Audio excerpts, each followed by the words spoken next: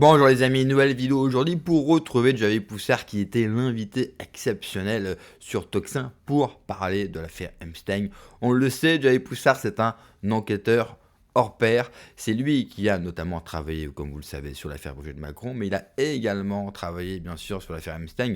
Et dans cet entretien passionnant que je vous invite à avoir de quasiment 1 heure, eh bien il nous dit qu'il a enquêté également sur l'affaire Epstein, qui va bientôt sortir, bien sûr, un document et peut-être même un livre sur cette histoire. Alors c'était très compliqué pour moi de vous choisir un extrait, parce qu'en fait, toute l'interview est folle et on apprend évidemment beaucoup de choses, donc peut-être que je referai une vidéo sur ce même entretien, mais cette fois-ci, j'ai juste décidé de me focaliser sur un moment précis de l'interview. Juste avant, bien sûr, de vous montrer l'extrait, je vous rappelle que j'ai eu le plaisir d'être invité sur 2 chaînes, donc sur la chaîne de Djongo, Jungo, pour un entretien de plus de 3 heures, donc n'hésitez pas à aller me voir avec lui sur sa chaîne, et je pense que c'est quelqu'un que vous allez apprécié et j'ai eu le plaisir ce dimanche d'être invité sur Quête TV pour le rendez-vous des médias indépendants pendant plus de 2 heures. Vous aurez tous les liens en description sous la vidéo ou sinon vous allez sur la page de ma chaîne et dans l'onglet collaboration, vous allez y retrouver les 2 lives. Je vous invite à y aller et à y mettre beaucoup de force. Un petit like pour eux, de vous abonner si vous aimez bien sûr leur contenu et un petit commentaire. Mais juste avant, comme d'habitude, vous connaissez la musique, n'oubliez pas bien sûr de vous abonner, le pouce, le commentaire, le partage et le boost également de la vidéo. Et je remercie encore une fois tous les donateurs sur Tipeee, sur YouTube. Cela me donne énormément de force. Merci aussi pour tous vos messages. On écoute Javier Poussard et on en parle juste après. Robert Maxwell, qui est la formation. Et si on n'a pas l'implication de ces deux personnages, on n'a pas, comment dirais-je, La compréhension. l'image Oui. complète. C'est-à-dire qui est derrière Epstein. C'est-à-dire qu'en fait, là, on a deux choses. On a le DOJ qui balance des mails, qui d'ailleurs avaient déjà été publiés en novembre 2025. Ces mails avaient été publiés en novembre 2025. Donc en fait, dans une stratégie de communication, on y reviendra, qui est très liée en fait à la pression des néoconservateurs sur le gouvernement américain pour attaquer l'Iran, puisqu'à chaque fois qu'on a une phase sur Epstein sous Trump, on remarque que c'est à un moment où la pression se fait maximale sur une entrée des États-Unis, ou en tout cas, on nous vend qu'il faudrait renverser le régime iranien. Oui. Donc on sait ce que ça veut dire. Ça veut dire une opération qui peut être le début d'une guerre et éventuellement le début d'une guerre sans fin. Or, les Américains ont précisément élu Donald Trump pour en finir avec ce qu'on appelle les guerres sans fin. Oui. Donc, à chaque fois qu'il y a eu une pression énorme, en 2019, déjà, vous regardez, c'est l'époque 2018-2019, c'est John Bolton qui est l'homme des néoconservateurs dans l'administration Trump. Or, à l'été 2019, on annonce l'arrestation de Jeffrey Epstein, et là est publiée pour la première fois la version non expurgée du livre noir de Jeffrey Epstein, c'est-à-dire de son carnet d'adresses et des carnets de vol de son jet qui emmenait les gamines et les invités sur la fameuse île de la pédophilie.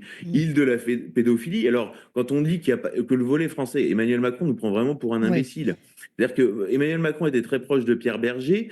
Emmanuel Macron sait très bien que, par exemple, l'île d'Epstein a été conçue dans son aménagement, non pas le temple. Hein. Le temple, on sait par qui il a été conçu, c'est un architecte qui s'appelle Ed Tuttle, mais l'aménagement de l'île avec ses souterrains, etc., a été conçu par Madison Cox, qui est le président de la fondation Pierre Berger Yves Saint-Laurent et qui est le veuf de Monsieur Pierre Berger. L'aménagement, Oui. c'est un cabinet qui est le cabinet Pinto, qui est un cabinet qui a pignon sur rue à Paris. Enfin, le volet français de l'affaire Epstein, c'est absolument scandaleux. C'est-à-dire que là, alors, ce qui est en plus très très laid, c'est que du coup, les médias se sont lancés dans une chasse à l'homme sur Jack Lang, où là, alors pendant des années, il était intouchable, alors que tout le monde savait, Oui. comme dit l'expression consacrée, il était intouchable. Et puis là, tout d'un coup, comme il est à terre, alors qu'en vérité, il a 86 ans et qu'il est à un mois de la fin de son mandat à l'Institut du monde arabe, donc en fait, on a C'est un le bon punching fusible. ball Oui. parfait. Tout le monde y va. Ah bah oui, quand il était chez nous, il n'a pas payé l'addition. On Mm. savait que c'était une énorme pince, Jack Lang et Pierre Lescure qui nous dit, oui, bah moi, je l'invitais plus au Festival de Cannes parce qu'il laissait des notes d'hôtel. Mais moi, c'est pas parce qu'il paye pas que j'ai pas envie de rencontrer Jack Lang. Il y a peut-être Oui. d'autres raisons.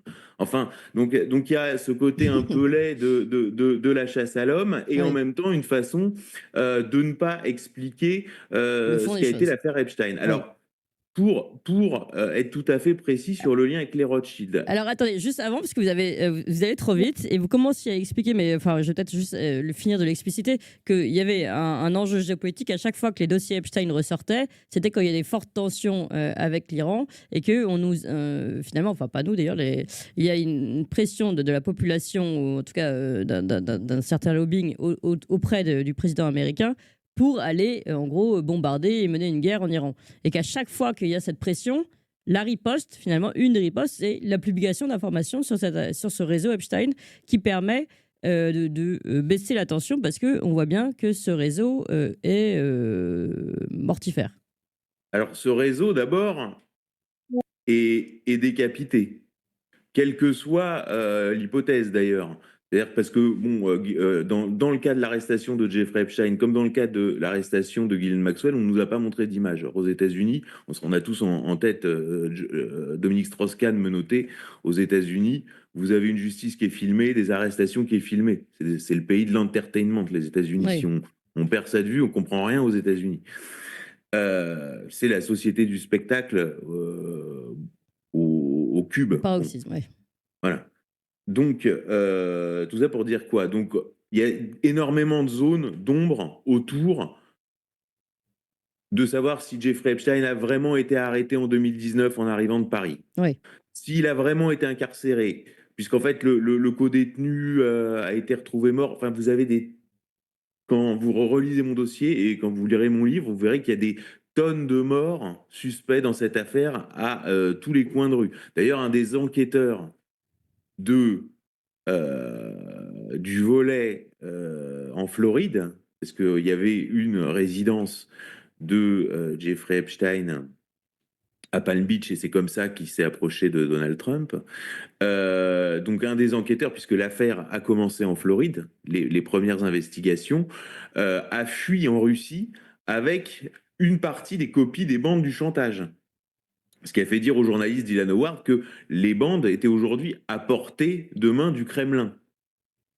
Donc en fait, on est sur quelque chose de complètement radioactif. Et en disant ça, je conteste évidemment cette espèce de mensonge gros comme une maison que Jeffrey Epstein était un agent russe. C'est pas ça. C'est que l'enquêteur à Palm Beach avait tellement peur parce qu'il voyait le majordome, son collègue, etc., tous retrouvés, suicidés, pendus, etc., Mm. s'est tiré à Moscou avec une partie des enregistrements.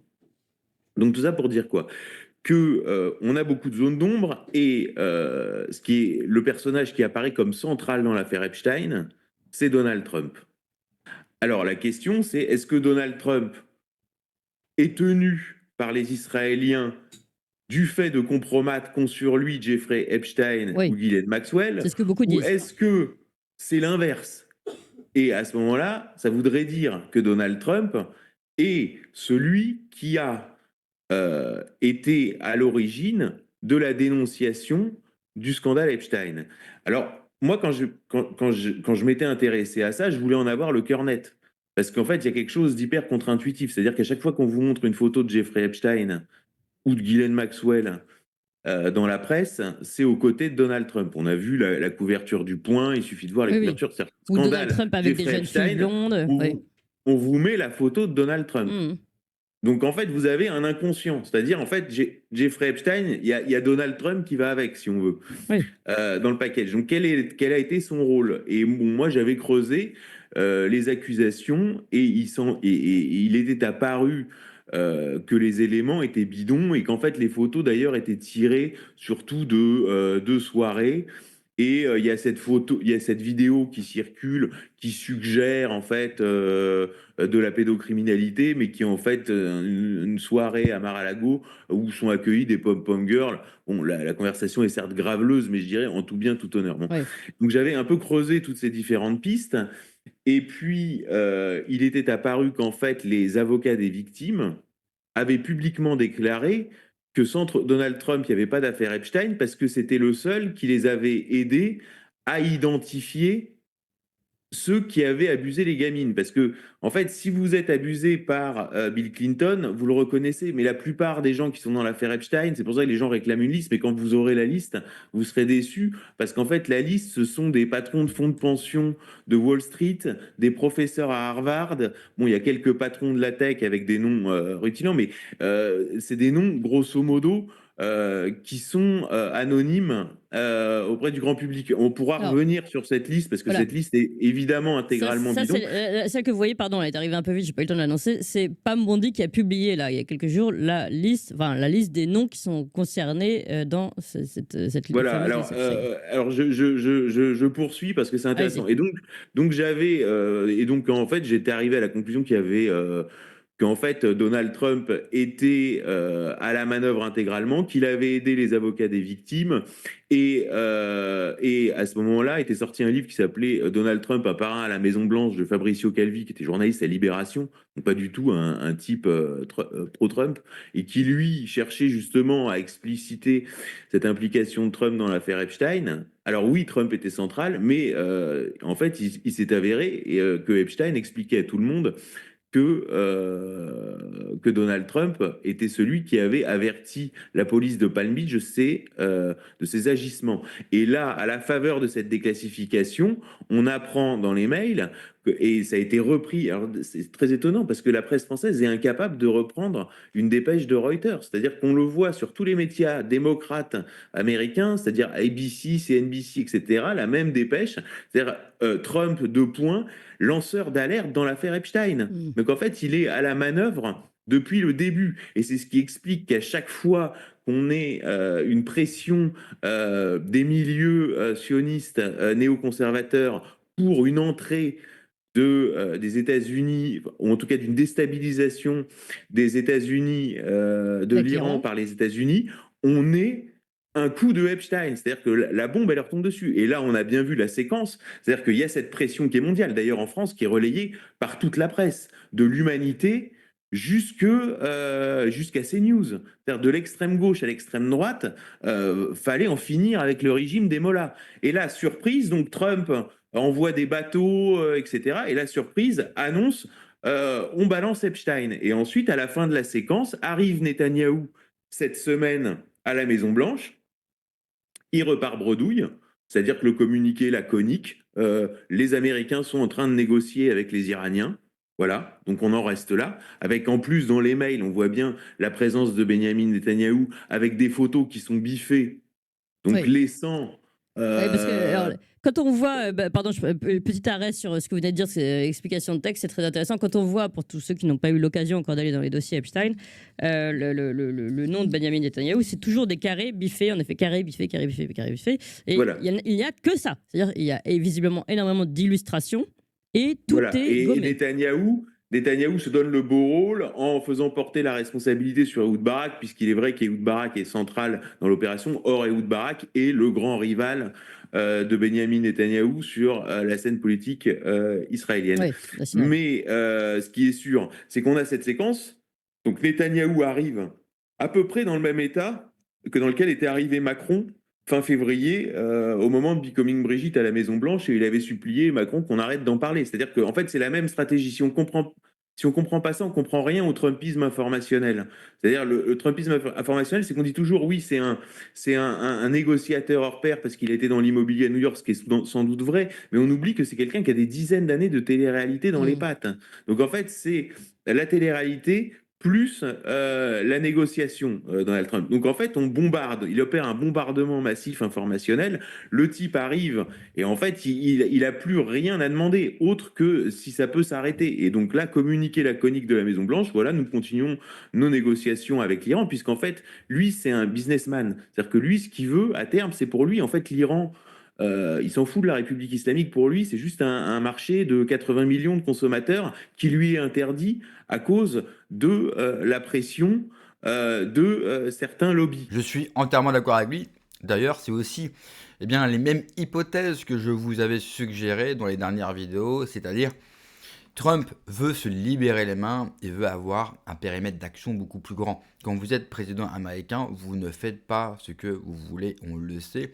Il y a des lobbies extrêmement puissants et notamment 1, celle de la fameuse communauté. Eh bien, ce n'est pas pour rien que Bibi a rencontré Trump. Il voulait avoir des certitudes. La certitude, c'est que les Américains vont aider Israël à attaquer l'Iran, mais surtout que le reste des documents de l'affaire Epstein ne sortent pas, parce que Bibi, bien sûr, y figure, mais surtout toute la communauté, tous ses réseaux, toutes les manigances, toutes les manipulations, ce qui pourrait bien sûr ternir, et peut-être même de manière définitive, l'image d'une certaine communauté dans le monde. Et comme on le sait, ils adorent maîtriser le récit, ils ne veulent surtout pas que cela arrive. Merci d'avoir regardé la vidéo les amis, n'oubliez pas comme d'habitude de me laisser un commentaire, le pouce, de vous abonner, le partage, le boost de la vidéo. Prenez soin de vous, que Dieu vous protège, allez ciao.